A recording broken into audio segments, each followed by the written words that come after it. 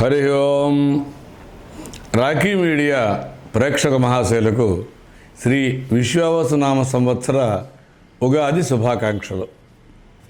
ఈరోజు మనం విశ్వావసునామ సంవత్సర ఉగాది పంచాంగ శ్రవణం చేద్దాం. శుక్లాంబరధరం విష్ణుం శశివర్ణం చతుర్భుజం ప్రసన్నవదనం ధ్యాయేత్ సర్వవిఘ్నోపశాంతయే.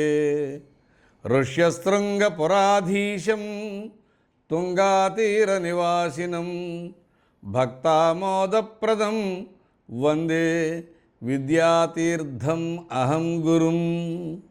నారాయణ సమారంభాం వ్యాసశంకరమధ్యమాం అస్మదాచార్యపర్యంతాం వందే గురుపరంపరాం.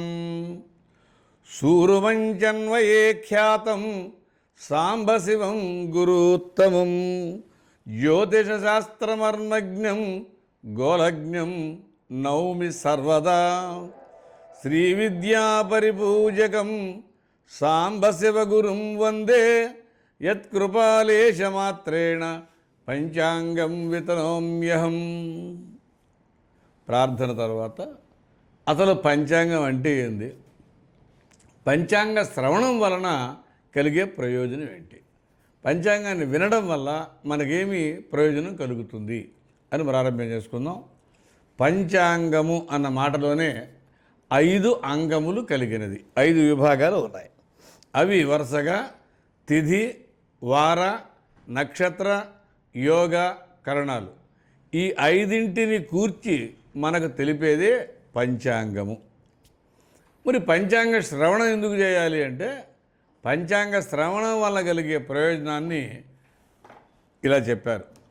శ్రీకళ్యాణ గుణావహం రిపుహరం దుస్వప్న దోషాపహం గంగాస్నాన విశేష పుణ్యఫలదం గోదానతుల్యం రుణాం ఆయుర్వర్ధితం ఉత్తమం శుభకరం సంతాన సౌఖ్యప్రదం నానాకర్మ సుసాధనం సముచితం పంచాంగమాకర్ణ్యతాం అని పంచాంగ శ్రవణ యొక్క ఫలితాన్ని పెద్దలు చెప్పారు. శ్రీ కళ్యాణ గుణావహం సమస్త కళ్యాణాలను ప్రసాదిస్తుంది, శత్రువులపై విజయాన్ని సాధిస్తుంది, దుస్వప్న దోషాలను తొలగిస్తుంది, గంగా స్నాన పుణ్య ఫలాన్ని ఇస్తుంది, గోదాన పుణ్యఫలాన్ని కలిగిస్తుంది, ఆయుర్దాయాన్ని పెంచుతుంది, ఉత్తమమైనది శుభములను కలిగించేది అయినటువంటి పంచాంగ శ్రవణం ద్వారా అన్ని కర్మములు చక్కగా సాగించుటకు పంచాంగం ఉపయోగపడుతుంది. అంతేకాదు, మనం పంచాంగంలో ఉన్న 5 భాగాలు, ప్రధాన భాగాల్లో తిథి, వార, నక్షత్ర, యోగ, కరణాలు అని చెప్పుకున్నాం. ఎప్పుడైతే మనం పంచాంగాన్ని విని తిథిని గురించి తెలుసుకుంటామో, తిథేశ్చ శ్రియమాప్నోతి, తిథిని తెలుసుకోవడం ద్వారా మనకు శ్రేయస్సు కలుగుతుంది. వారాత్ ఆయుర్వర్ధనం, వారం తెలుసుకున్నట్లయితే ఆయుర్దాయం పెరుగుతుంది. నక్షత్రాత్ హరతే పాపం, నక్షత్రాన్ని తెలుసుకున్నట్లయితే పాపములు నశించిపోతాయి. యోగాత్ రోగ నివారణం, యోగాలను గురించి తెలుసుకున్నట్లయితే రోగాలు నివారించబడతాయి. కరణాత్ కార్యసిద్ధిస్తూ, కరణమును తెలుసుకోవడం వలన ఏ కరణములో ఏ కార్యం ఆచరిస్తే సిద్ధి తెలుసు కనుక కార్యములు సిద్ధిస్తాయి. ఇటువంటి పంచాంగ ఫలం చాలా ఉత్తమమైంది. ఎందుకు అంటే, కాలవిత్ కర్మకృత్, కాలాన్ని తెలుసుకొని ఏ కాలంలో ఏ ఏ కర్మలను ఆచరించవలసి ఉంటుందో ఆయా కర్మములను ఆచరించడం ద్వారా ఉత్తమమైన ఫలితాన్ని మనం పొందుతాం. కనుక పంచాంగ శ్రవణం అనేది అనేక విధాలుగా మనకు ప్రయోజనాన్ని కలిగిస్తున్నది. ఇక ఈ సంవత్సరం విశ్వావసునామ సంవత్సర ఉగాది నాడు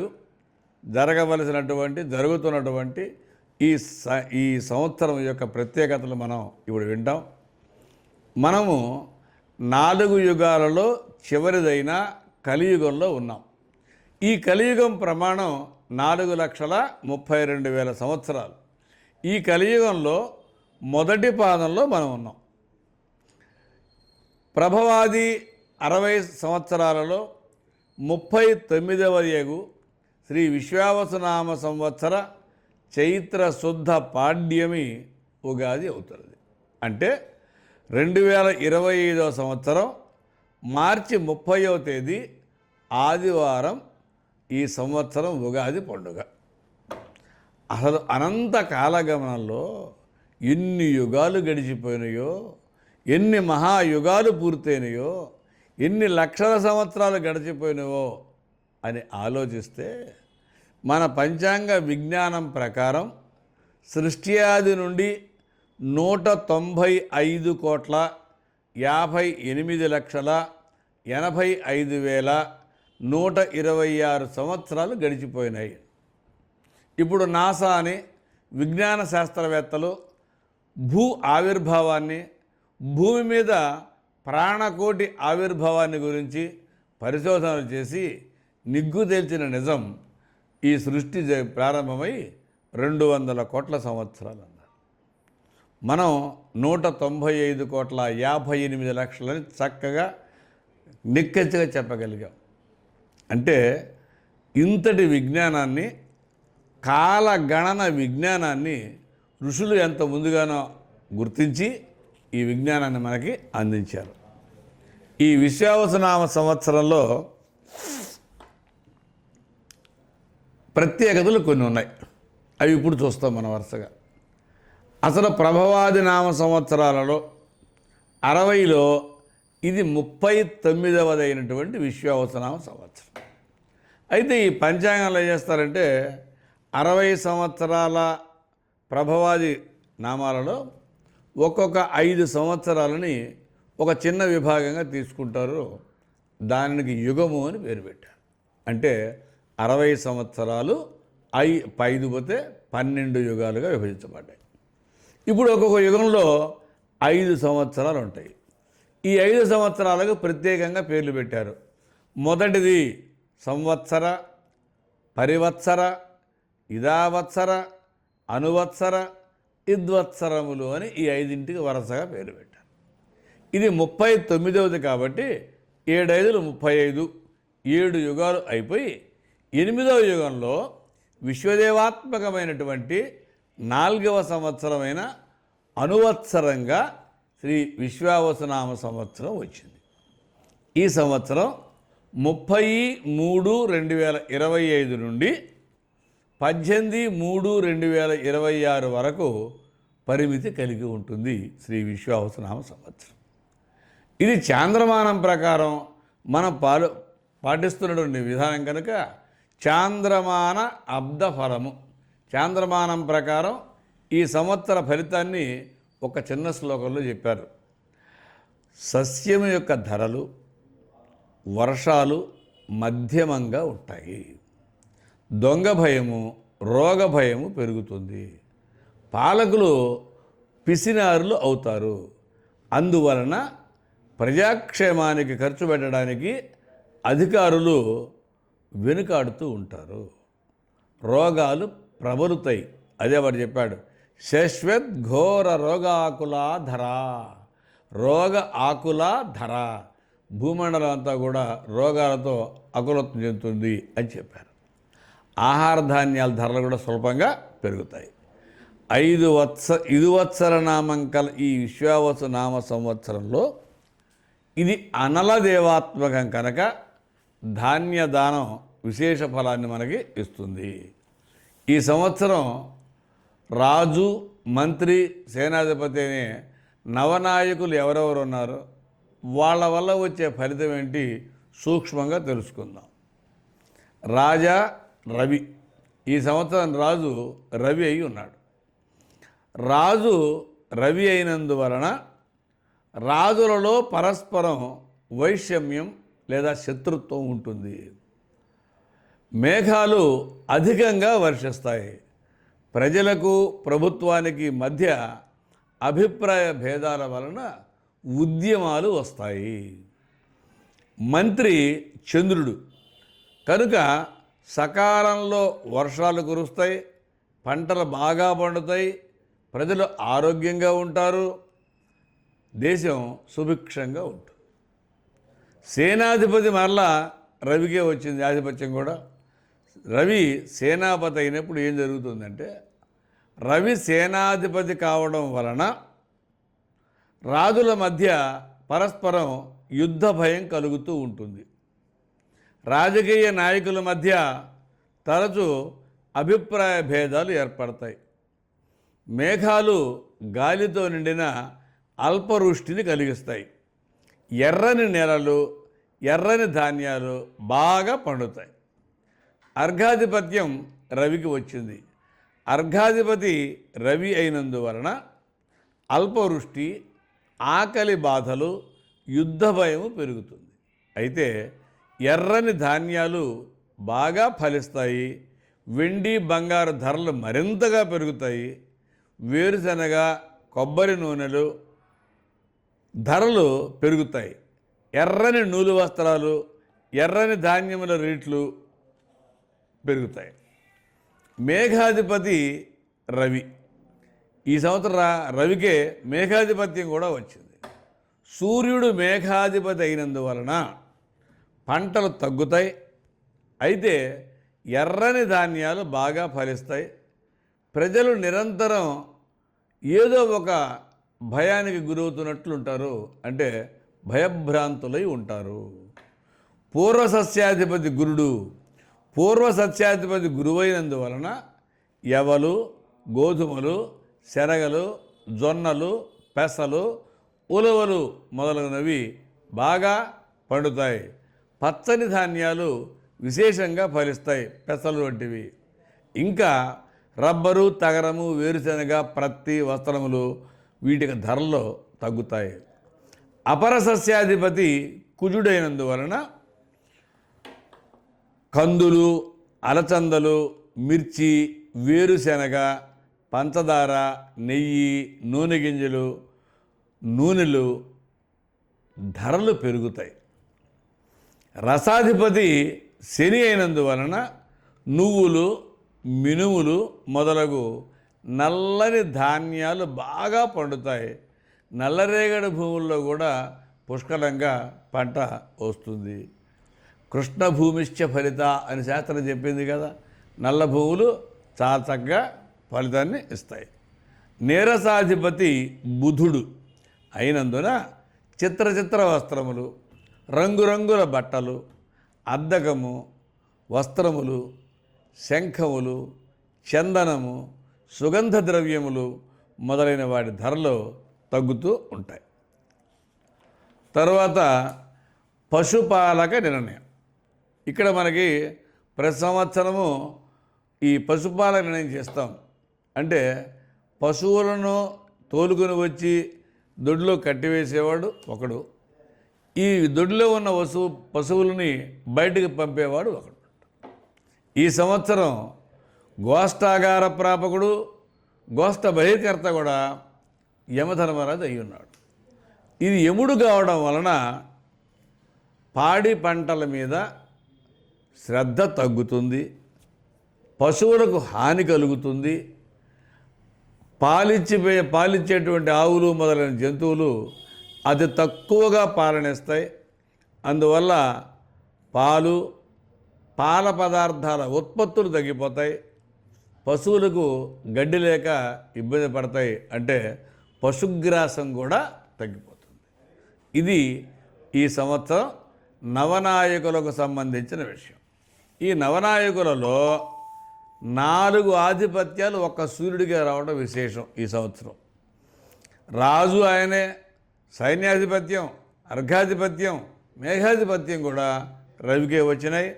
అలాగే చంద్రుడు మంత్రి, కుజుడు ధాన్యాధిపతి, శుక్రుడు రసాధిపతి, బుధుడు సస్యాధిపతి మరియు నీరసాధిపతి అయి ఉన్నారు. ఇటువంటి నాయకత్వం వలన వీరికి అనుబంధంగా ఉన్న ఉపనాయకులు 21 మందిలో 10 మంది శుభులైతే 11 మంది పాపులు ఉన్నారు ఈ సంవత్సరం. ఇది నవనాయక ఉపనాయక సంబంధించినటువంటి విషయం. ఈ సంవత్సరం 30/3/2025 ఉగాది పండుగతో ప్రారంభం అవుతుంది. అందువలన 30/3/2025 ముందు రోజైనటువంటి 29వ తేదీ తెల్లవారుజాము నుంచి ఈరోజు కావలసినటువంటి పాడ్యమి ప్రారంభ సమయం లగ్నంగా తీసుకుంటే ఆ లగ్నాన్ని వర్ష లగ్నము అంటాం. ఈ వర్ష లగ్నము జగల్లగ్నము ఈ రెండు మనం చార్ట్ వేసుకుంటే ఈ రెండిటి యొక్క ప్రభావం ఈ సంవత్సరం అంతా మన మీద ఉంటుంది. దీంట్లో మొదటిది వర్షలగ్నం అయితే ఈ సంవత్సరం చాలా విచిత్రమైనటువంటి యోగాలను మనం చూస్తున్నాం. ఒకటి 27 జూలై 25 మొన్నటి వరకు 20 జూలై వరకు గ్రహాలన్నీ కూడా రాహు కేతు గ్రహాల మధ్యనే ఉన్నాయి. అంటే ఒక రకంగా ఇది వర్షలగ్నానికి కాలసర్ప దోషం పట్టి ఉంది. ఇవాళ 33/25 నుంచి 13/4/2025 వరకు మీన రాశిలో 5 గ్రహాలు ఉంటాయి. దీన్ని పంచగ్రహ కూటమి అంటాం. ఒకే ఇంట్లో 5 గ్రహాలు చేరడం విశేషం. లగ్నానికి అధిపతి అయినటువంటి రవి 8వ ఇంట ఉండడం ఒక అరిష్ట యోగం. జూన్ 7 నుండి 28 వరకు కుజకేతువులు కలిసి ఉంటారు. ఇది ఒక యోగం. 29 జూలై నుండి 14 సెప్టెంబర్ వరకు కుజుడు శని సమసప్తకాల్లో 1-7 స్థానాల్లో ఉంటారు. ఇలాంటి అనేక దేశ అరిష్ట యోగాలు ఈ సంవత్సరం మనం చూస్తున్నాం. దీని ఫలితం ఎలా ఉంటుంది అంటే, ముందుగా రాజకీయ రంగాన్ని గురించి మాట్లాడుకుందాం. రాజైన రవి లగ్నాధిపతి కూడా అష్టమ స్థితిలో ఉన్నాడు. అష్టమ స్థితిలో ఉన్న ఫలితం ఏంటంటే, రాజకీయ రంగంలో బాగా అగ్రశ్రేణిలో ఉన్నవారు కానీ ఉన్నత స్థితిలో ఉన్నవారు నాయకులలో ఒకరు లేక ఇద్దరు వాహన ప్రమాదాలు లేదా విద్రోహ శక్తుల కుట్ర వలన ప్రమాదానికి గురయ్యే సూచన కనబడుతుంది. ప్రధాన అధికారులు అంటే కలెక్టర్లాగా అంత పెద్ద అధికారుల మధ్య ఒకళ్ళ పట్ల ఒకళ్ళకి విభేదాలు వైషమ్యాలు కూడా కలిగి ఉంటాయి. ఈ సంవత్సరం అంతా అనుకున్నంత తేలికగా ఏ పనిని సాధించలేని స్థితి కనబడుతుంటుంది. కేంద్ర రాష్ట్ర ప్రభుత్వాల మధ్య సంబంధాలు బాగున్నట్లు ఉంటాయి, అంత గొప్పగా ఏమి ఉండవు. అయితే ఏదైనా తెగిందాగా లాగడు అన్న తెలివైన రాష్ట్ర నాయకత్వం మనకు ఉండడం వలన సంబంధాలు బాగున్నట్లుగా నడిచిపోతూ ఉంటాయి. ఆదాయాన్ని మించినటువంటి ఖర్చులు మనకు ఉన్నందువలన సంక్షేమ కార్యక్రమాల అమల్లో బాగా ఆలస్యం జరుగుతుంది. ముఖ్యంగా ఉగాది తరువాత 3 నెలల నుండి తిరిగి కొంత ఆర్థిక స్థిరత్వం రాష్ట్ర ప్రభుత్వం అందుకోగలుగుతుంది. నాయకుల మధ్య సయోధ్య లేకపోవడం వల్ల చిక్కులు అకారణ వైరాలు కూడా వస్తాయి. ఇన్ని ఉన్న సమర్థ నాయకత్వం వలన ఈ సంవత్సరం మన రాష్ట్రం అభివృద్ధి పదంలోనే నడవగలుగుతుంది. లగ్నాధిపతి రవి అష్టమ సంచారం వలన అకాల మరణాలు ప్రమాదాలు ఎక్కువ అవుతాయి. ఈ సంవత్సరం రైలు ప్రమాదాలు రోడ్డు ప్రమాదాలు ఎక్కువగా జరిగే అవకాశం ఉంది. రాజకీయంగా పదవుల విషయంలో కూడా మార్పులు జరిగే అవకాశం ఉంది. ద్వితీయాధిపతి బుధుడు అష్టమంలో వక్రించడం నీచి ఉండడం వల్ల రుణబాధలు పెరుగుతాయి, మోసాలు పెరుగుతాయి. లాభాధిపతి అష్టమంలో ఉండడం కూడా ఆర్థిక నేరాలు, సైబర్ నేరాలు, ఆర్థిక సంస్థల మోసాలు పెరిగి సామాన్య ప్రజలు ఇబ్బందులకు గురవుతారు. ఇది జగల్లగ్న విచార ఫలం. ఇక జగల్లగ్నాన్ని చూస్తే ఈ జగల్లగ్నంలో కూడా చాలా వింత అయిన స్థితి మనం చూస్తాం. దీంట్లో కూడా చతుర్గ్రహ కూటమి, పంచగ్రహ కూటమి కూడా ఉన్నాయి. ఇటువంటి గ్రహస్థితి జాగ్రత్తగా పరిశీలిస్తే సరిహద్దులలో యుద్ధ వాతావరణం కనబడుతుంది. సాధారణ కుటుంబాలలో ప్రేమానురాగాలు, దైవభక్తి పెరిగి శాంతియుతమైన జీవనం గడపడానికి ఇష్టపడతారు. బోగస్ విద్యా సంస్థలను ప్రభుత్వం గుర్తిస్తుంది, వాటి మీద తగిన చర్య తీసుకుంటుంది. గురు ప్రభావం వలన విద్యారంగంలో పెను మార్పులు జరుగుతాయి. అయితే ఈ మార్పులు విద్యారంగ అభివృద్ధికి తోడ్పడేగా ఉండటం విశేషం. రోడ్డు రైలు ప్రమాదాలు ఎక్కువ అనుకున్నాం. ముఖ్యంగా పెద్దవాళ్ళు వాళ్ళంతటా వాళ్ళు వాహనం నడిపే కన్నా వాహన డ్రైవర్ల యొక్క సహాయం తీసుకోవటం మంచిది. నూతన పరిశ్రమలకు తద్వారా ఆర్థికాభివృద్ధికి ఈ సంవత్సరం చాలా యోగ్యమైన కాలం. ప్రముఖ స్థితిలోని రాజకీయ నాయకులలో ఇబ్బందులు ఎదుర్కొన్న పరిస్థితి మళ్ళా ఈ జగల్లగ్నంలో కూడా కనపడుతున్నది. లగ్నానికి సప్తమానికి మధ్య 7 గ్రహాలు ఉన్నట్లయితే దాన్ని ఛాత్రయోగము అంటుంది జ్యోతిష్ శాస్త్రం. ఈ సంవత్సరం మనకి ఈ ఛాత్రయోగం కూడా ఉన్నది. ఈ ఛాత్రయోగం వలన ప్రజలకు ఉపయోగపడేటువంటి సంక్షేమ కార్యక్రమాలు అమలు అవుతాయి. ప్రజలకు మేలు జరుగుతుంది. ఎంత విపత్కర పరిస్థితులు ఎదురైనప్పటికీ రాష్ట్ర ప్రభుత్వం సమర్థంగా ఎదుర్కోగలుగుతుంది. యువ నాయకులకు మంచి పేరు వస్తుంది. ఐటీ రంగంలో స్త్రీలకు ప్రాధాన్యం పెరుగుతుంది. అసలు విద్యారంగంలోనే అగ్రస్థానం మహిళలకే వస్తుంది. సంవత్సర ప్రారంభంలో ఉష్ణోగ్రతలు పెరుగుతాయి. నైరుతి ఋతుపవనాలు సకాలంలోనే వస్తాయి. వచ్చినా రాకపోయినా వర్షాలు ఆలస్యమైనా కురిసిన వర్షాలు వ్యవసాయదారులకు వ్యవసాయ రంగానికి అనుకూలంగా ఉంటాయి. ఎర్ర నేలలు, ఎర్ర ధాన్యాలు, నల్ల నేలలు, నల్లని ధాన్యాలు, పచ్చ ధాన్యాలు విశేషంగా పండుతాయి. క్రీడారంగం మంచి అభివృద్ధిని అందుకుంటుంది. రాష్ట్ర ప్రభుత్వం వ్యాధుల తీవ్రతను సమర్థంగా ఎదుర్కొనగలుగుతుంది. ఇటువంటి అనేక దేశ అరిష్ట యోగాలు ఉన్న చక్కటి నాయకత్వం, మంచి అనుభవశాలైన అధికారులు, వీళ్ళ వలన వీటిన్నిటినీ అధిగమించి ఈ సంవత్సరం మనం అభివృద్ధి పదంలో ముందంజ వేస్తాం. ఆ సర్వేశ్వరుడు మనలందరూ ఆయురారోగ్య ఐశ్వర్య ప్రాప్తి చేసి అనుగ్రహించుగాక అని ప్రార్థిస్తూ ఈ సంవత్సరంలో ప్రధానమైనటువంటి గ్రహణాలు, మూఢాలు, పుష్కరాలు మొదలగు వాటిని గురించి తెలుసుకుందాం. గ్రహణము అనగానే ఈ సంవత్సరం మనకి ఎన్ని గ్రహణాలు ఉన్నాయి, ఎప్పుడు వస్తున్నాయి అంట.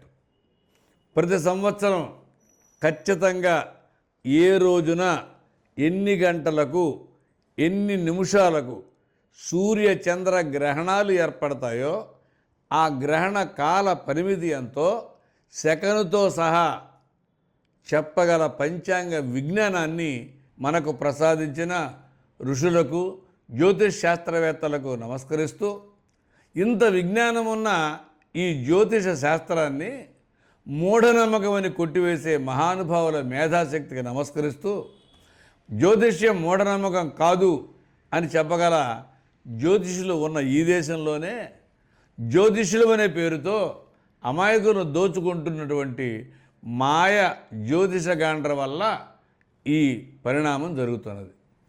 ఒక ఫోటో తీసుకోవడం, నలుగురు పెద్దవాళ్ళ పక్కన నిలబడడం, మేము 4 బిరుదులు తగిలించుకోవడం, మహాజ్యోతులు చెప్పడం, ఈ గారడీతో సామాన్య ప్రజలను ఆకర్షించి వాళ్ళని దివాలా తీయించడం. ఇటువంటి మోసగాండ్రైనటువంటి జ్యోతిష్యుల బారిన పడకుండా ఉండవలసిందిగా కోరుతున్నాం. అసలు మనకి ఏదైనా చిన్న చిన్న సందేహాలు ఉంటే మన ఇంటి పురోహితుడు, మన గ్రామ పురోహితులు ఉంటారు, వాళ్ళని సంప్రదించండి. వారిచ్చే సలహాలు సరిపోతాయి, ఇబ్బంది ఏమీ ఉండదు. ఈ సంవత్సరం మనకి 2 చంద్రగ్రహణాలు ఉన్నాయి. ఒకటి సంపూర్ణ చంద్రగ్రహణం, రెండవది పాక్షిక చంద్రగ్రహణం. సంపూర్ణ చంద్రగ్రహణం భాద్రపద పూర్ణిమ నాడు వస్తుంది. అంటే 7/9/2005 ఆదివారం నాడు రాత్రి ఈ సంపూర్ణ చంద్రగ్రహణాన్ని మనం చూస్తాం. రాహుగ్రస్త సంపూర్ణ చంద్రగ్రహణం కుంభరాశిలో శతభిష నక్షత్రంలో పూర్వభద్ర నక్షత్రంలో మనకి కనపడుతుంది. ఈ గ్రహణ స్పర్శ రాత్రి 9:51 ప్రారంభమై రాత్రి 1:31 వరకు ఈ చంద్రగ్రహణం జరుగుతుంది. అంటే రమారమి 3:41 సేపు ఈ సంపూర్ణ చంద్రగ్రహణాన్ని మనం గమనించవచ్చు. రెండవది 3/3/2026 అంటే ఫాల్గుణ పూర్ణిమ మంగళవారం నాడు రాత్రి కనబడుతుంది. అయితే ఈ గ్రహణం పగలు 3:20 నుండి సాయంత్రం 6:51 వరకు ఉంటుంది. ఇది పగటి కాలం నాటి చంద్రగ్రహణం కనుక మనం ఎండలో ఉంటాము, సూర్యుని కాంతి ముందు ఈ గ్రహణాన్ని మనం చూడలేం, చంద్రదర్శనమే ఉండదు. కానీ సూర్యాస్తమయం తరువాత 6:51 ముందు ఉన్నటువంటి 27 నిమిషాల కాల పరిమితిలో మనం ఈ గ్రహణాన్ని దర్శించవచ్చు. ఇది పాక్షిక చంద్రగ్రహణం. అంటే ఈ సంవత్సరం మొత్తంలో రెండే ఉన్నాయి, 7, 9, ఒకటి 3/3/2006లో ఒకటి, 2005లో 7వ తేదీ 9వ నెల 25వ సంవత్సరం. అంటే అది భాద్రపద పూర్ణిమ, రెండవదేమో ఫాల్గుణ పూర్ణిమ. ఇవి గ్రహణాల యొక్క వివరాలు. తర్వాత మూఢమి అంటారు. ఏదైనా పని మొదలు పెట్టగానే మూఢంలో ఎందుకు లేరా అంటారు. ఈ మూఢం అంటే ఏంది అసలు? ఎందుకు మూఢాన్ని మనం పాటించాలి అంటే, ఏదైనా ఒక కార్యక్రమం విజయవంతంగా పూర్తి కావాలి అంటే ఆ లగ్నానికి గురుబలం, శుక్రబలం చాలా అవసరం. ఇవి రెండు ఉన్నప్పుడే ఆ కార్యం మనం విజయవంతంగా పూర్తి చేసుకుంటాం. నిరంతరం చెలుస్తున్న ఈ గోచారంలో అంటే గ్రహచారం నడుస్తున్నప్పుడు ఒక గ్రహం సూర్యుడి సమీపానికి వస్తుంది. సూర్యుని సమీపానికి వచ్చిన గ్రహం తన తేజస్సును కోల్పోయి బలహీన పడుతుంది. అలా ప్రతి గ్రహానికి జరుగుతూనే ఉంటుంది. మనకి గురు శుక్ర బలాలు ప్రధానం కనుక గురువు శుక్రుడి గురించి మాత్రమే మనం ఇప్పుడు ఇక్కడ ప్రస్తావన చేసుకుంటాం. గురుగ్రహము సూర్యుని సమీపంలోకి రాగానే తన తేజస్సును కోల్పోయి బలహీన పడుతుంది. ఈ స్థితిని జ్యోతిష్ శాస్త్రంలో అస్తంగత్వ దోషము అంటారు. ఈ అస్తంగత్వ దోషం తను ఇవ్వగలిగినంత ఫలితాన్ని ఇచ్చే పరిస్థితి అక్కడ ఉండదు. కనుక గురుబలం లేదు అంటాం. ఇలా గురుబలము లేని కాలాన్ని గురుమూఢమి అని, శుక్రబలము లేని కాలాన్ని శుక్రమూఢమి అని అంటారు. ఈ రెండు మూఢాల్లో ఈ సంవత్సరం మనం గురుమూఢమి 10/6/2025 నుండి 8/7/2025 వరకు ఉంది. అంటే జ్యేష్ఠ పూర్ణిమ మంగళవారం రాత్రి మొదలై ఆషాఢశుద్ధ త్రయోదశి 8/7/2025 వరకు గురుమూఢం ఉన్నది. శుక్రమౌఢ్యం వచ్చేటప్పటికి 30/11/25 నుంచి 13/2/20 వరకు ఉంటుంది. ఇక్కడ ఈ రెండు మూఢాలలో మనం ఏం చేయొచ్చు, ఏం చేయకూడదో ఆలోచిద్దాం. మూఢమిలో చేయకూడని పనులు ముందు చెప్పుకుందాం. బావులు త్రవ్వడం ప్రారంభించకూడదు, యజ్ఞయాగాదులు ప్రారంభించకూడదు, దేవతా ప్రతిష్టలు, ఉపనయన, వివాహాది శుభకార్యక్రమాలు చేపట్టకూడదు, నూతన గృహప్రవేశం లేదు, మంత్ర స్వీకారాదులు కూడా చేయకుండా ఉండాలి. అయితే మరి చేయగలిగిన పనులు ఏంటి అంటే, చేయతగినవి మౌఢమికి ముందే ప్రారంభమైనటువంటి కార్యక్రమాలు ఉన్నట్లయితే వాటిని అలాగే సజావుగా కొనసాగించుకుంటూ రావచ్చు. ఇది కాక జాతా శౌచ, మృతా శౌచములు అనగా పుట్టడం వల్ల వచ్చిన పురుడు కాలము, మరణించడం వల్ల వచ్చిన మైలకాలము, ఈ కాలాలలో జ్యోతిష్యం ప్రకారం చేయవలసిన కర్మలు ఉంటాయి, శాంతులు ఉంటాయి, హోమాలు ఉంటాయి. వాటికి మూఢమి అడ్డు రాదు, అవి యథావిధిగా కొనసాగించాలి. అయితే ఇక్కడ కాస్త వ్యవహారికలు ఎలా ఉంటుందంటే మూఢమికి ముందు 3 రోజులు, మూఢమి త్యాగం అయిన తర్వాత అంటే మూఢం వెళ్ళిపోయిన తర్వాత 3 రోజులు, ఈ 6 రోజులు కూడా మూఢమిగానే భావిద్దాం అని ఒక ఆచారం మన దేశంలో ఉన్నది. కనుక ఈ సంవత్సరం గురు శుక్ర మౌఢ్య కాలాలను గుర్తించాం కనుక ఆ కాలంలో చేయదగిన పనులు మాత్రమే చేస్తూ తగని కార్యక్రమాలు జరిగిపోకుండా మంచి జీవితాన్ని, మంచి ఫలితాలు మనం పొందుదాం. ఇక వాడుక భాషలో ఏదైనా చెప్పగానే కత్తెరలో ఎందుకు లేరా అంటారు. కత్తెర ఎక్కడుంది అంటే అది వ్యవహారిక భాషలో కత్తెర, నిజానికి అది కర్తరి. ఈ కర్తరి అనేది వస్తుంది. మూఢమి వలె కర్తరి కూడా ఒక యోగం. ఇది కేవలం రవిగ్రహం మీదనే ఆధారపడి ఉంటుంది. రవి భరణీ నక్షత్ర 3వ పాదంలో ప్రవేశించడంతో కత్తెర ప్రారంభమవుతుంది. రోహిణీ నక్షత్ర 2వ పాదంలో ప్రవేశించడంతో కర్తరి త్యాగం అవుతుంది. దీన్ని మనం డొల్లు కత్తెర అని, చిన్న కత్తెర అని వ్యవహారాల్లో వాడుతూ ఉంటాం. ఇది 4/5/2025 వైశాఖ శుద్ధ అష్టమి ఆదివారం సాయంత్రం 6:44కి ఈ డొల్లు కత్తెర ప్రారంభమవుతుంది. 28/5/2025తో జ్యేష్ఠ శుద్ధ విద్యా బుధవారంతో అయిపోతుంది. ఇది డొల్లు కత్తెర లేదా చిన్న కత్తెర అంటున్నటువంటి అది. తర్వాత డొల్లు కర్తరి ప్రారంభమైన వారానికి నిజ కర్తరి ప్రారంభమవుతుంది. అంటే 4వ తారీఖు మొదలవుతుంది అనుకుంటే ఇది 4/7 కూడితే 11వ తేదీ 11/5/2025 వైశాఖ శుద్ధ చతుర్దశి ఆదివారం నాడు నిజకర్తరి ప్రారంభమవుతుంది. ఈ నిజకర్తరినే అగ్నికర్తరి అని కూడా అంటారు. వ్యవహారంలో పెద్ద కత్తెర అంటారు. ఇది విశేషం. అయితే ఈ కర్తరి ఉంటే మనకేంటి విషయం, సమస్య ఏంటంటే కర్తరి అనేది జ్యోతిష్యానికి సంబంధించింది కాదు, పూర్తిగా వాస్తు విషయానికి సంబంధించింది. జ్యోతిషశాస్త్ర ప్రకారం రవి ఏ నక్షత్రంలో ఎప్పుడు ప్రవేశిస్తున్నాడో తెలుసుకుని రవి భరణీ నక్షత్రంలో ప్రవేశించే కాలం, రోహిణి నక్షత్రం ప్రవేశించే కాలం, కృత్తికలో ప్రవేశించే కాలం అవన్నీ తెలుసుకున్నట్లయితే ఈ కత్తెరలు ఎప్పుడు ఉన్నాయో తెలుస్తుంది. కత్తెర ఉన్నప్పుడు ఏం చేయాలి, ఏం చేయకూడదు అంటే మట్టి, కొయ్య, రాయి వీటితో గృహ నిర్మాణ కార్యక్రమాలు చేపట్టకూడదు. మృద్దారు శిలాగ్రహ కర్మాన్ని వర్జయేత్ అని శాస్త్రం చెబుతుంది. కనుక మృత్తు, దారు, శిల, మట్టి, కొయ్య, రాళ్ళు వీటిని ఉపయోగించేసి ఏ కట్టడాలను ప్రారంభించకూడదు. శంకుస్థాపన, దర్వాజా నిలబెట్టడం, పైకప్పులు వేయడం, ఇంటికి సంబంధించిన పనులు ఈ కత్తెరలో ప్రారంభించకూడదు.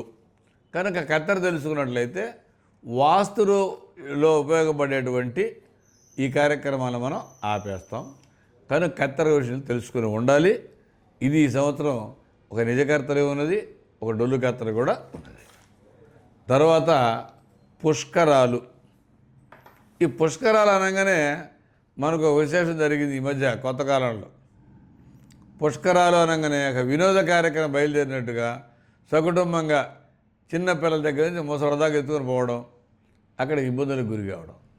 అసలు పుష్కరాల సమయంలో ఏం చెయ్యాలి, ఎవరు చెయ్యాలి అంటే పుష్కరాలలో చేయవలసినది మొట్టమొదటిది పుష్కర స్నానం, 2 పితృకార్యాలు నిర్వర్తించటం.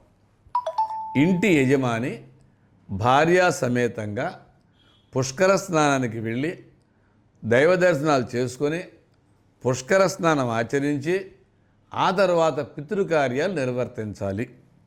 ఇలా చేసినట్లయితే నదులు ఏ నదికి పుష్కరాలు వచ్చినాయో ఆ నదిలో పుష్కరుడు 3 కోట్ల దేవతలు పితృదేవతలు కూడా ఆ పుష్కర స్నానాలకు వస్తారని, అప్పుడు పుష్కర స్నానం చేస్తే సమస్త దేవత ఆరాధన చేసినట్లే అని మనం నమ్ముతాం. మన నమ్మిక అది. ఇక్కడ చేయవలసిన ప్రధాన కార్యక్రమం పితృ కార్యక్రమాలు, కానీ ఇది విహార విజ్ఞాన యాత్రలు కావు. పుష్కరాలకు వెళ్ళినప్పుడు ముందుగా దైవ దర్శనం చేసుకొని తర్వాత పితృకార్యాలు ఆచరించాలి.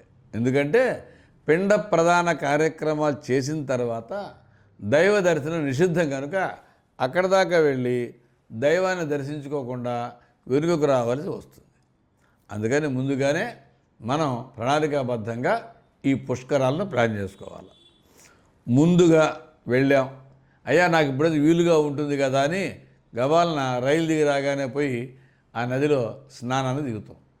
అయితే రాత్రి 10 గంటల తరువాత తెల్లవారుజామున 3 గంటల లోపల పుష్కర స్నానం నిషిద్ధం. ఆ నిషిద్ధ కాలంలో పుష్కర స్నానం చేయకూడదు. వీలైనంత వరకు పుష్కర స్నానాలు పగలే చేయాలి. అది కూడా 12 గంటలకు సర్వశ్రేష్టమైనటువంటి సమయంగా చెప్తారు.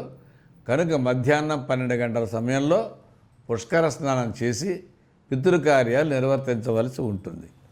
ఈ సంవత్సరం 14వ తేదీ మే నెల 2025 అంటే వైశాఖ శుద్ధ విద్య బుధవారం రాత్రి 10 గంటల 35 నిమిషాలకు దేవగురుడైన బృహస్పతి మిథున రాశిలో ప్రవేశిస్తాడు. ఆయన మిథున రాశిలో ప్రవేశిస్తున్నాడు కనుక ఆ సమయం రాత్రి కాబట్టి 15/5/2025 గురువారం ఉదయం నుండి పుష్కరాలు ప్రారంభమవుతాయి.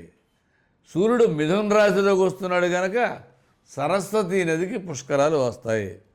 15/5 నుండి 12 రోజుల పాటు ఈ పుష్కరాలు జరుగుతాయి. ఈ పుష్కర కాలంలో సరస్వతీ నదిలో స్నానం చేసి జప దాన తర్పణ పిండ ప్రదానాదులు చేసి పితృదేవతను సంతృప్తిపరిచినట్లయితే మన వంశానికి అభివృద్ధి కలుగుతుంది అని నచ్చు. సరస్వతీ నది జ్ఞానానికి ప్రతీక. అది అంతర్వాహిని, కంటికే కనపడదు. కంటికి కనపడనటువంటి సరస్వతి పుష్కరాలు ఏంటి, ఎలా వస్తాయి అన్న సందేహం అక్కర్లేదు. మనకి 4 ధామ్ అని ఉన్నాయి, 4 ధామాలు. వాటిలో ఉత్తరాఖండ్లో ఉన్నటువంటి బద్రీనాథ్కి అతి చేరువలో అంటే సుమారుగా 30-36 కిలోమీటర్ల దూరంలో హిమాలయ పర్వతాలలో మానా అనే ఒక గ్రామం ఉన్నది. ఆ గ్రామంలో సరస్వతీ నది ప్రత్యక్షంగా కనబడుతున్నది. అక్కడ నీళ్లు ఉన్నాయి. అంతేకాదు సరస్వతి మా దేవాలయం కూడా ఉంది. హిమాలయాల్లో పుట్టి అక్కడ నుండి ఉత్తరప్రదేశ్, హర్యానా, రాజస్థాన్ల గుండా ప్రవహించి అరేబియా మహాసముద్రంలో కలుస్తున్నది ఈ నది అని నాసా విజ్ఞానవేత్తలు గుర్తించారు. ఈ నది వాళ్ళు గుర్తించింది ఇప్పుడు, కలియుగ ప్రారంభానికి ముందే. అనేక పురాణాలలో సరస్వతీ నదిని గురించి అనేకమైన విషయాలు మనం చెప్పుకున్నాం, తెలిసి ఉన్నది. కనుక సరస్వతీ నది అంతర్వాహిని. ఒకప్పుడు ఈ నేల మీద సరస్వతి చక్కగా ప్రవహించింది అని మనం నమ్మవచ్చు. ఇదిగాక ఉత్తరప్రదేశ్ రాష్ట్రంలోని భీంపూర్లో కూడా ఈ సరస్వతి మనకు కనపడుతుంది. తెలంగాణలో కాళేశ్వర స్థానంలో ఉన్నటువంటి ఆ నదిలో కూడా ఈ పుష్కరాలు చేస్తూ ఉంటారు. బ్రహ్మ విష్ణు రుద్రాశ్చ ఇంద్రాద్యా సర్వదేవత పితరో ఋషేశ్చైవ తత్రైవ నివసంతి. ఎందుకు ఇంత కష్టపడాలి అంటే ఒక మాట చెప్పాడు. ఈ పుష్కర సమయంలో బ్రహ్మ విష్ణు రుద్రాశ్చ త్రిమూర్తులు 3, ఇంద్రాద్యా సర్వదేవత ఇంద్రుడు మొదలుగా గల అందరు దేవతలు తత్రైవ నివసంతి. ఈ పుష్కరకాలం 12 రోజులు ఆ నదిలో ఉంటారు అన్న శాస్త్ర ప్రకారం పుష్కరాలకు వెళదాం, పుష్కర స్నానం ఆచరించి పితృకార్యాలు నిర్వర్తిద్దాం. మరొకసారి గుర్తు చేసుకుందాం, ఇది విహారయాత్ర కాదు, బాధ్యతాయుతమైన పిండ ప్రధాన తర్పణాలు చేసేటువంటి కార్యక్రమము. తర్వాత సంక్రాంతి పండుగ వస్తుంది మనకి. దీన్ని మనం మకర సంక్రమణము అంటాం. ఏ సంవత్సరంలోనైనా సూర్యుడు ఒక రాశి నుండి మరొక రాశికి మారటాన్ని సంక్రమణము అంటారు. అంటే సంవత్సర కాలంలో 12 మాసాలలో 12 సంక్రమణాలు జరుగుతాయి. మేష సంక్రమణం, వృషభ సంక్రమణం, మిథున సంక్రమణం అంటూ ఇన్ని సంక్రమణములలో మకర రాశి సంక్రమణానికి విశేషమైన ప్రాధాన్యం ఉన్నది. కనుక మిగతా వాటిని పట్టించుకోకపోయినా మకర సంక్రమణం జరిగే రోజుని సంక్రాంతి పండుగ అనుకుంటాం. దానికి విశేష ప్రాధాన్యం ఇస్తాం. పండుగల్లో అది పెద్ద పండుగగా దాన్ని మనం గుర్తించాం. ఈ సంక్రాంతి పండుగ రోజున ఈ సంవత్సరం ఇప్పుడు వచ్చింది. మళ్ళీ 14వ తేదీ రాత్రి 9:11 అంటే రాత్రి పూర్వభాగంలో వచ్చింది. కాబట్టి మరుసటి రోజు అంటే 15/1/2026 సంవత్సరం మకర సంక్రాంతి పండుగ జరుగుతుంది. కాబట్టి 14 భోగి, 15 సంక్రాంతి, 16 కనుమ, ఇలా ఈ సంవత్సరం పండుగ విశేషాలు జరుగుతాయి. అయితే ఇక్కడ కొన్ని పంచాంగాల్లో కొన్ని ఘడియలు ఎక్కువ, కొన్ని ఘడియలు తక్కువ రాస్తూ రకరకాల పంచాంగం బయట చూస్తున్నాం. భిన్న పంచాంగాలలో భిన్న తేదీ నుండి సామాన్య ప్రజలకు ఆందోళన కలిగించే విధంగా ఉన్నాయి. మా ఊళ్ళో 14వ తేదీ పండగ అంటే కాదు, మా ఊళ్ళో 15వ తేదీ పండగని పరస్పరం ఆరోపణలు చేసుకుంటూ ఉంటారు హిందువులు. ఇటువంటి హీనమైన స్థితి రాకుండా ఉండడానికి భిన్న సమాధానాలు కలిగినటువంటి భిన్న పంచాంగకర్తలందరూ ఒకచోట చేరి చక్కగా నిర్ణయం తీసుకొని ఒకే మాటగా అన్ని పంచాంగాల్లో ఉన్నట్లయితే ఈ ఏకాభిప్రాయ పోరు తగ్గి అందరూ ఏకాభిప్రాయానికి వస్తారు. కనుక విఘ్నులైన వారు దీన్ని గమనించండి. ఇక సంక్రాంతి పండుగ వచ్చినప్పుడు సంకురుమయ్య లేదా సంక్రాంతి పురుషుడు రావడాన్ని మనం చూస్తాం. ఈయన ఏ వాహనం మీద వచ్చాడు, ఎటువంటి వస్త్రాలు ధరించాడు, ఎటువంటి ఆభరణాలు ధరించాడు, ఏం చేస్తున్నాడు గమనిస్తే దానిని బట్టి ఈ సంవత్సరం జరగబోయేటువంటి విశేష ఫలితాలను మనం గుర్తిస్తాం.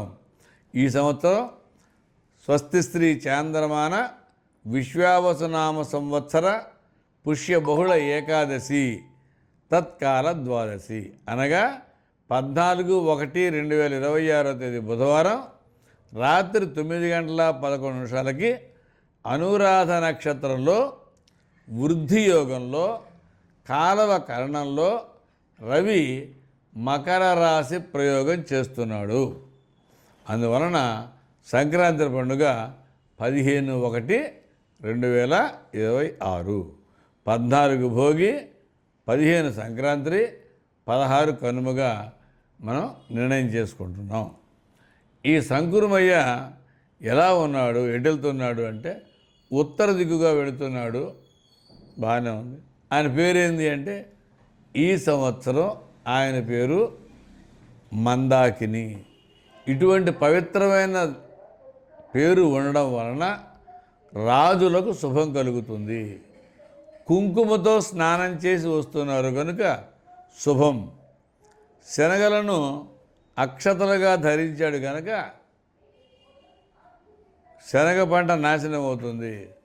వస్త్రధారణ పసుపు పచ్చని బట్టలు కట్టుకుని ఉన్నాడు కనుక అది సులభం అవుతుంది. లేపనం మృత్తికా లేపనం అంటే మట్టి పైన వ్రాసుకొని ఉండడం వలన శుభం కలుగుతుంది.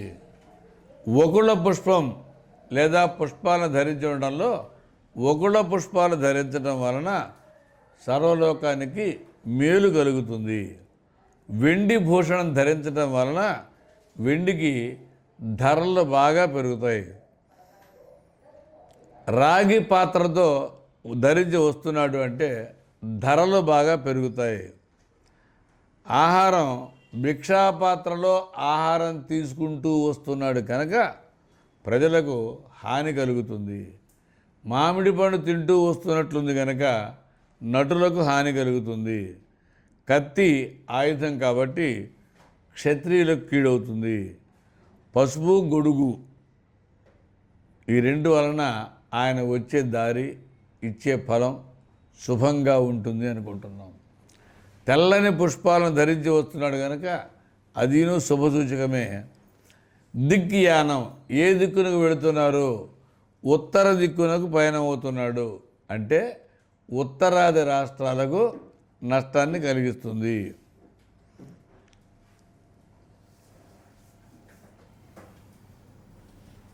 ఇది సంక్రమయ్య యొక్క విశేషాలు. తర్వాత మనందరం ఆనందంగా చూసేవి, విశేషంగా చెప్పుకునేవి ఆదాయ వ్యయాలు, రాజపూజ్య అవమానాలు. ఇక్కడ రెండు రకాలుగా చూస్తాం. రాజపూజ్యంలో ఉన్న అంకె, వ్యయంలో ఉన్న అంకె చూస్తాం. ఏది ఎక్కువ ఉందో అది గమనిస్తాం. రాజపూజ్యం ఎక్కువ ఉంటే వాళ్ళని గౌరవించే వారి సంఖ్య అది. అలాగే అవమానం అంటే ఆయన చేసిన పనులను విమర్శించేవాళ్ళు, కీర్తి వచ్చే చోట కూడా అపకీర్తికరంగా మాట్లాడేవాళ్ళు మన ప్రక్కనే ఉంటారు. వాళ్ళు అవమానాన్ని చేసే వాళ్ళ సంఖ్య అనుకుంటే రాజపూజ్యం, అవమానం మనం చేసే పనులను అంగీకరించి మనల్ని పెద్దలుగా గుర్తించి మనం గౌరవించబడేవాళ్ళు 5 అయితే మనల్ని అవమానించి విమర్శలకు గురి చేసేవాళ్ళు 7 ఉంటారు. ఆ అంకెని బట్టి మనం ఆలోచించుకోవచ్చు. కానీ ఆదాయ వ్యయాలు అలా కాకుండా దానికి ఒక తమాషా అనే పదం చెప్పారు. మేషం 2, 14, వృషభం 11, 5, మిథునం 14, 2, కర్కోటకం 8, 2, సింహ 11, 11, కన్య 14, 14. ఇటువంటి ఆదాయ వ్యయాలు ఉన్నప్పుడు 2 ఆదాయము 14 వ్యయం అనగానే వచ్చేది 2 రూపాయలు, ఖర్చు పెట్టేది 14 అన్న భయం అవసరం లేదు. అసలు ఆదాయ వ్యయాలను లెక్క వేసుకోవడానికి ఒక పద్ధతి ఉన్నది. అదేంటంటే ఆదాయ వ్యయాలను కూడాలి. కూడిన దాంట్లో నుంచి 1 తీసివేయాలి. మిగిలిన దానిని 8తో భాగహారిస్తే శేషం వస్తుంది. ఆ శేషం 0, 1, 2, 3, 4, 5, 6 వరకు వస్తాయి. 7 వస్తుంది. 8 0 అవుతుంది. 9 రాదు. కనుక ఈ ఫలితాలను చూసినట్టే భాగించగా మిగిలిన శేషాన్ని తీసుకొని శేషాంకేన ఫలం వదేత్ అని జ్యోతిష శాస్త్రం. అంటే ఆ భాగించిన తరువాత ఉన్న శేషం చూసుకొని ఆ శేషాన్ని బట్టి ఫలితాన్ని మనం చెప్పాలి. ఆ శేషం ఎలా వస్తుంది చెబుతాం. ఇప్పుడు ఆదాయ వ్యయతో ఏకహవనంచ కారయేత్. ఆదాయ వ్యయాలను కూడాలి. ఆ మొత్తంలో నుండి 1 తీసివేసి, అంటే 54 వచ్చింది, 1 తీసేస్తే 53 అట్లా.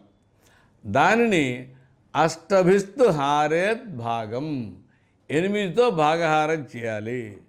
అప్పుడు కింద శేషం మిగులుతుంది. శేషాంకేన ఫలం వదేత్. ఆ శేషించినటువంటి అంకెను బట్టి ఫలితాన్ని చెప్పాలి. అలా ఇప్పుడు మనం లెక్కేస్తే ఉదాహరణకి మేషరాశి వారికి ఆదాయం 2, వ్యయం 14. కనుక 2 కూడితే 16, దాంట్లో 1 తీసేస్తే 15, దాన్ని 8తో భాగారిస్తే శేషం ఎంత వచ్చింది? 7 వచ్చింది. కాబట్టి శేషాంకేన ఫలం వదేత్. కాబట్టి ఇప్పుడు మనం 7ని బట్టి ఫలితం చెప్పాలి. ఎలా అంటే 1 లాభం, 2 సౌఖ్యం, 3 క్లేశం, 4 రోగం, 5 లోకోపకారం, 6 సన్మానం, 7 విజయం, 8 హాని. వీటిలో మనకు 7 విజయం కనుక 7 శేషంగా వచ్చింది కాబట్టి మేషరాశి వారికి ఈ సంవత్సరం చాలా విజయవంతంగా నడుస్తుంది అని అర్థం. 2 ఆదాయము, 14 ఏమంటే అది ఇబ్బందికరం అవుతుంది. కానీ మనం చెప్పిన ఈ పద్ధతిలో ఏ ఇబ్బంది లేకుండానే సరిపోతుంది.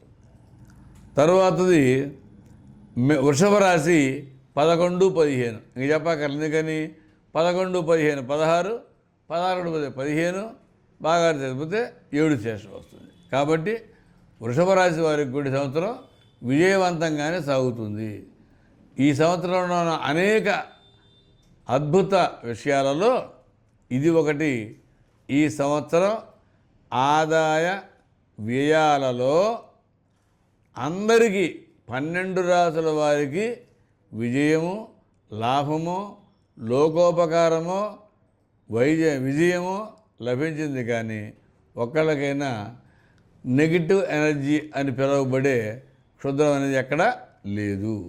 కాబట్టి ఆదాయ కందాయాలలో ఆదాయ ఫలితాలు 12 రాసుల వారికి ఆశాజనకంగానే ఉన్నాయి. తర్వాత కందాయ ఫలాలు చెప్తారు. కందాయ ఫలాలంటే పంచాంగంలో నక్షత్రం ప్రక్కన 3 అంకెలు వేసి ఉంటాయి. ఉదాహరణకి అశ్విని నక్షత్రం కందాయ ఫలం ఎట్లా చెప్పాలి? ఈ సంవత్సరం అశ్విని నక్షత్రానికి 5, 2, 3 ఉన్నాయి. 3 అంకెలు ఏమన్నా ఏంది అంటే సంవత్సరానికి ఉన్న 12 మాసాలను 3 భాగాలు చేస్తే ఒక్కొక్క భాగానికి 4 మాసాల కాల పరిమితి వస్తుంది. ఇప్పుడు మనం మొదటి 4 నెలలు ఆ సంవత్సరంలో అంటే ఉగాది నుండి 4 నెలల వరకు, రెండవది అక్కడి నుంచి మళ్ళీ 4 నెలలు ఇలా జరుగుతుంది. దీంట్లో మొదటి సంఖ్య కనుక బేసి సంఖ్య అయితే ఆ సంవత్సరానికి ఆ 4 నెలల కాలం మంచి అనుకూలమైన కాలం. అలాగే రెండవ అంకె తరువాతి 4 మాసాలను చెబుతుంది. ఇది సరి సంఖ్య అయితే అంతగా శ్రేష్టమైనది కాదు, ఏదో మధ్యమ ఫలాన్ని మాత్రమే ఇస్తుంది. ఇందాకట్లాగైతేనేమో ఉత్తమ ఫలాన్ని ఇస్తుంది. ఎప్పుడు శేషాంకం కనుక బేస్ సంఖ్య అయితే, సరి సంఖ్య కాబట్టి అంతగా లేకపోయినా పని నడుస్తుంది. తర్వాత మూడవది 3 బేస్ సంఖ్య కనుక ఈ సంవత్సరం చాలా బాగా జరుగుతుంది ఈ రాశి వారికి. ఈ నక్షత్ర ఫలాన్ని 5, 2, 3గా పంచాంగం చెప్పింది.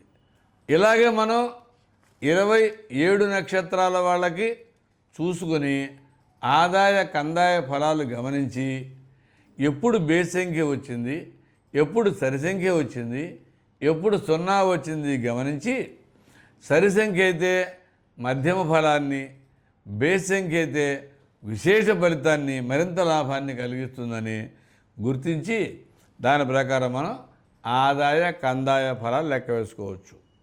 అయితే జాగ్రత్తగా గమనిస్తే 3 స్థానాలలో 0 లేదు, పర్వాలేదు. 3 స్థానాల్లో బేస్ సంఖ్యలు వచ్చినాయి, అద్భుతమైన జాతకం, ఇబ్బంది లేదు. ఈ 3 అంకెలు ఏంటి, దేనికి ప్రతిపాదనవి అంటే మొదటి అంకె ఉగాది నుంచి 4 మాసాల వరకు, అక్కడి నుంచి 4 మాసాలు రెండవది, అక్కడి నుంచి 4 మాసాలు మూడవది, సంవత్సరం అయిపోయింది. ఇలా మన దగ్గర ఉండి 3 భాగాలు చేసుకుంటే మొదటి భాగం జరుగుతున్న 4 నెలలు, రెండవ భాగం అక్కడి నుంచి 4 నెలలు 5, 6, 7, 8, ఆ తర్వాతది 9, 10, 11, 12 ఇలా విడగొట్టుకుంటే మొదటి స్థానంలో 0 ఉన్నట్లయితే ఏం జరుగుతుంది? వ్యాధి పీడితులు అవుతారు. రెండవది కూడా 0 అయితే రుణబాధ పడతారు. మూడవది కనుక 0 అయితే అది తక్కువ ఫలితం మాత్రమే ఉంటుంది. అసలు 3 0 అయితే ప్రాణహాని కలుగుతుంది. అయితే నేను ఈ పంచాంగ శ్రవణం చేయడం 20వ సంవత్సరం. ఈ 20 సంవత్సరాల కాలంలో ఏ ఒక్క సంవత్సరం కూడా 3 సున్నాలు ఉన్నటువంటి నక్షత్రాన్ని నేను చూడలేదు. కనుక భయం లేకుండా ఉండొచ్చు. మొదటి 4 నెలలు, తర్వాత 4 నెలలు, తర్వాత 4 నెలలు సంకేతంగా ఈ కందాయ ఫలాలు ఇవ్వబడ్డాయి. ఇది చూసుకొని మనం చేసుకోవచ్చు. మొదటి 0 వ్యాధి, రెండవ 0 అప్పులు, మూడవ 0 స్వల్పం, 3 సున్నాలు అయితే ప్రాణహాని అని మన జ్యోతిష్య శాస్త్రం చెప్తుంది. దాని ప్రకారం కందాయ ఫలాలు విన్నాం. ఇప్పటి వరకు స్థూలంగా ఆలోచిస్తే మనం పంచాంగం యొక్క స్వరూపాన్ని, పంచాంగ శ్రవణాన్ని, పంచాంగం వెంట వల్ల వచ్చే ప్రయోజనం, పంచాంగ శ్రవణ ప్రయోజనాన్ని విన్నాం. ఈ సంవత్సరంలో వచ్చేటువంటి రాబోయేటువంటి మంచి చెడ్డలను పరామర్శించుకున్నాం. వర్షలగ్న, జగల్లగ్న విచారణ కూడా చేసుకున్నాం. తర్వాత నవనాయకులను ఎవరెవరు ఉన్నారు, వాళ్ళకి ఆధిపత్యం రావడం వల్ల వాళ్ళు మనకు ప్రసాదించేది ఏదో గుర్తించాం. ఆ తర్వాత ఉపనాయకులు ప్రస్తావన చేసుకున్నాం. అక్కడ నుండి వరుసగా గ్రహణములు, పుష్కరములు, మోఢములు చెప్పుకుంటూ వచ్చాం. ఆ తర్వాత ఆదాయ వ్యయాలను, రాజపూజ్య అవమానాలను, ఆ తర్వాత ఆదాయ కందాయ ఫలాలను చెప్పుకున్నాం. ఇది పంచాంగ శ్రవణ మొదటి భాగం. ఇక రెండవ భాగంలో రాసుల వారీగా 12 రాసుల వారికి ఈ సంవత్సరం ఎలా ఉండబోతుందో, ఎలా ఉంటుందని మనం అనుకుంటున్నామో దాని గురించి చర్చించుకుందాం. 120 కోట్ల పైన జనాభా ఉన్న ఈ దేశంలో అందరినీ 12 రాసులుగా విభజిస్తే ఒక్కొక్క రాశికి 10 కోట్ల పైన ఉండాలా? 10 కోట్ల మందికి ఒకే రకంగా జరుగుతుంది అని ఆశించడం ఎంత హాస్యాస్పదమో మనకు తెలుసు. అయితే మరి దేనికి రాశి ఫలాలు అంటే రాబోయే పెను ప్రమాదాన్ని ముందుగా హెచ్చరించడానికి, తగు జాగ్రత్తతో దాన్ని ఎదుర్కోవడానికి మాత్రం ఉపయోగించండి. కానీ అక్కడ ఉన్నది అలాగే తూచా తప్పకుండా జరుగుతుందని మాత్రం అనుకోవద్దు. ఇది సవినయంగా మీకు మనవి చేస్తూ సెలవు తీసుకోండి.